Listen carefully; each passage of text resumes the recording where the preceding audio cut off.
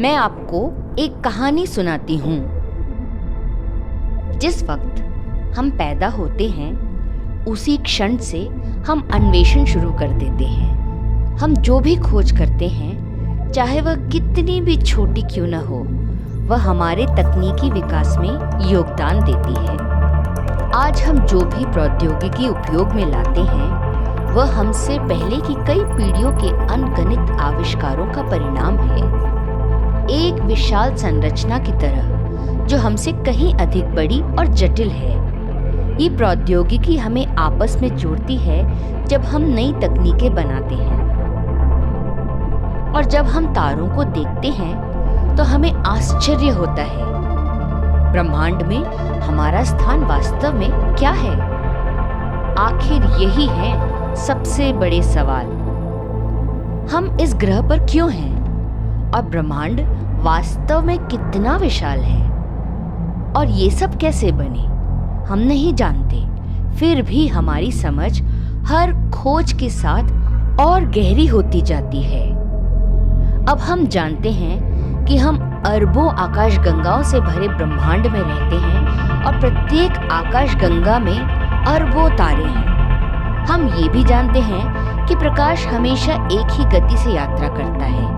इसीलिए आपके चेहरे को गर्म करने वाली सूर्य की रोशनी ने अपनी यात्रा 8 मिनट पहले शुरू की। तारों की बात करें तो आश्चर्य और भी गहरा हो जाता है।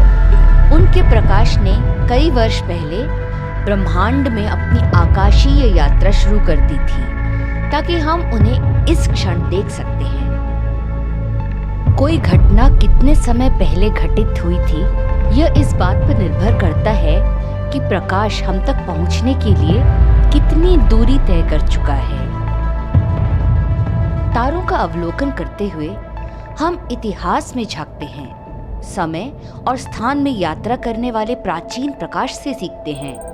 ब्रह्मांडीय पैमाने पर प्रकाश हमारी कल्पना से भी अधिक धीमी गति से चलता है। आकाशगंगा को पार करने में प्रकाश 1 लाख वर्ष लेता है, जो कि मानव सभ्यता से भी पुराना समय है। और कल्पना कीजिए, यदि आकाशगंगा एम्स्टर्डम शहर जितनी बड़ी होती तो हमारा पूरा सौरमंडल किसी स्कूल के प्रांगण में पड़े हुए एक छोटे से कंचे के आकार का होता। पूरे ब्रह्मांड में अरबों आकाशगंगाएं हैं और प्रत्येक आकाशगंगा में अरबों तारे और ग्रह हैं। अगर देखा जा सकने वाला ब्रह्मांड पृथ्वी के आकार का होता तो हमारी आकाशगंगा एक परमाणु से भी छोटी होती। ब्रह्मांड इतना बड़ा है। आकाशगंगा के केंद्र की गहराई में एक गहन रहस्य छिपा है। वहां तारे खाली प्रतीत होने वाले अंतरिक्ष की परिक्रमा करते हैं। सभी आकाशगंगाओं की तरह इसके केंद्र में भी एक रहस्यमयी और प्राचीन वस्तु छिपी हुई है, जो है अंतरिक्ष और समय के ढांचे में एक छेद, एक कृष्ण विवर अथवा ब्लैक होल। क्या आप जानते हैं कि ब्लैक होल का गुरुत्वाकर्षण इतना प्रबल होता है कि प्रकाश भी उससे बचा नहीं रह सकता, और ये भी कि ब्लैक होल की सीमा पर समय रुक जाता है। ब्लैक होल के अत्यधिक गुरुत्वाकर्षण के निकट समय धीमा हो जाता है। वहां से हम भविष्य को तीव्र गति से सामने आते हुए देखते हैं। ब्लैक होल की सीमा पर समय रुक जाता है। वहां से ब्रह्मांड एकमात्र कालातीत क्षण के रूप में प्रकट होता है, जबकि हमको समय सामान्य प्रतीत होगा।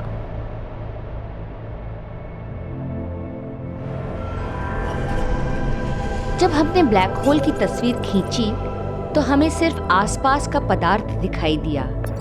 इस तस्वीर में जो अति विशाल ब्लैक होल है, वह पृथ्वी से 5.5 करोड़ प्रकाश वर्ष दूर है।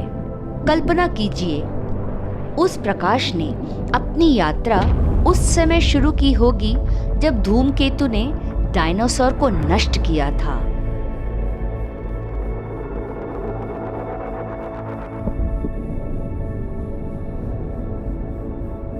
अपने विशाल द्रव्यमान के कारण अति विशाल ब्लैक होल आकाशगंगाओं के गुरुत्वाकर्षण के मूल हैं। वे तारों को उनकी कक्षा में बनाए रखते हैं, ठीक उसी प्रकार जैसे हमारा सूर्य हमारे सौरमंडल का मूल है। यह वजन न केवल समय को मोड़ देता है, बल्कि यह अंतरिक्ष को भी टेढ़ा कर देता है। यही है जो हमारे दैनिक जीवन में गुरुत्वाकर्षण के रूप में प्रकट होता है, जो हमें जमीन पर रखता है। यहाँ आप स्पेस टाइम अथवा अवकाश काल की वक्रता के अनुरूप चलता हुआ पिंड देख रहे हैं। पृथ्वी जैसा कोई पिंड स्पेस टाइम को मोड़ता है। स्पेस टाइम के झुकाव हमें भी साथ साथ ले चलते हैं। स्थान और समय एक हैं, वे अविभाज्य रूप से जुड़े हुए हैं। यही हमारी वास्तविकता का ताना बाना है। स्पेस टाइम लचीला है, झुक सकता है तथा तरंगित हो सकता है। स्पेस टाइम में ऐसी विकृतियां अपने आप नहीं आती। जब छोटे ब्लैक होल एक दूसरे की परिक्रमा करते हैं और अंततः टकरा जाते हैं, तो वे ब्रह्मांड में मौजूद समस्त प्रकाश से 10 गुना ज्यादा ऊर्जा छोड़ते हैं। यह अपार ऊर्जा स्पेस टाइम को तरंगित करती है, एक ऐसी घटना जो पूरे ब्रह्मांड में हर 1 मिनट में कई बार होती है। ब्रह्मांड का स्पेस टाइम ऐसी तरंगों से भरा पड़ा है, ये गुरुत्वाकर्षण तरंगे कहलाती हैं।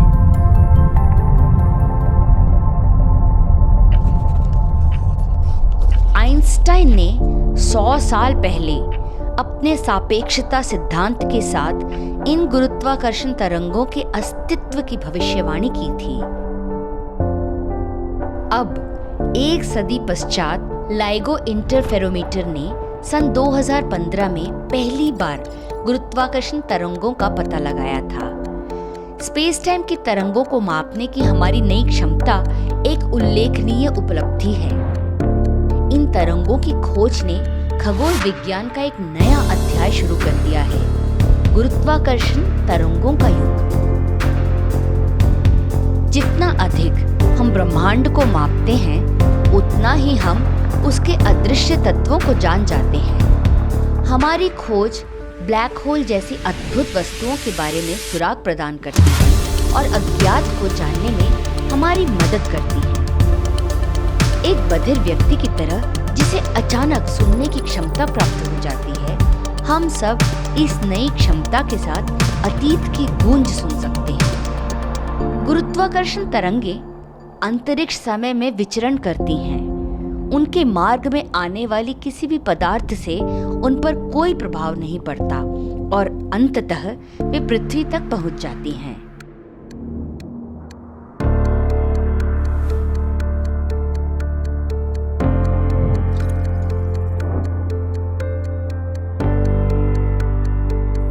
यहाँ आप जो देख रहे हैं वह आइंस्टाइन टेलीस्कोप की योजना है, जिसका नाम अल्बर्ट आइंस्टाइन की स्मृति में रखा गया है। यह दूरबीन यूरोप में कहीं बनाई जाएगी तथा इसके 2035 तक चालू होने की उम्मीद है। आइंस्टाइन टेलीस्कोप में 10 किलोमीटर तक फैली भुजाएं हैं, जिनके माध्यम से लेजर किरणें विभाजित होकर पार जाती हैं, जिसके बाद वे बड़े दर्पणों द्वारा पुनः संयोजित कर ली जाती हैं। यह डिजाइन हमें गुरुत्वाकर्षण तरंगों के कारण दूरी में होने वाले सूक्ष्म अंतरों को मापने में सहायता करता है, जो अंतर एक परमाणु से लाखों गुना छोटे होते हैं। आइंस्टाइन टेलीस्कोप के अभूतपूर्व पैमाने पर गुरुत्वाकर्षण तरंगों को कैद करके हम पहले से कहीं अधिक पीछे तक अतीत को सुन सकते हैं। ये दूरबीन हमें तारों के बनने से पहले की घटनाओं का अवलोकन करने में सक्षम बनाएगी। इससे आकाशगंगाओं का जन्म और हमारी वास्तविकता का मूल, स्पेस टाइम का व्यवहार आदि समझने में हमें मदद मिलेगी। हम नई खोजों के द्वार पर खड़े हैं और यह अत्यंत रोमांचक है।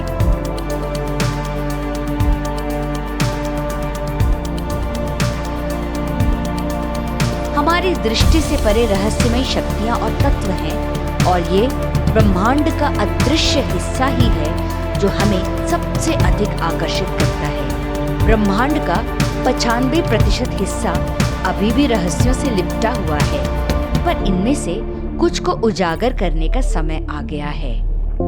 ऑप्टिकल टेलीस्कोप का उपयोग करके हमने पृथ्वी को एक विशाल नेत्र में बदल दिया है। अब आइंस्टाइन टेलीस्कोप के साथ हम अपने ग्रह को स्पेस टाइम की तरंगे महसूस करने के लिए कान देते हैं। इससे नई क्षमताओं का सृजन होता है जो व्यापक नेटवर्क के माध्यम से जुड़कर डेटा का आदान प्रदान करती हैं, जिससे हमें ब्रह्मांड को देखने और सुनने में मदद मिलती है। हमारी तकनीक और हम भी तारों से निर्मित तत्वों से बने होते हैं, इसीलिए हमारे माध्यम से ब्रह्मांड स्वयं अपने आप का अनुभव कर रहा है।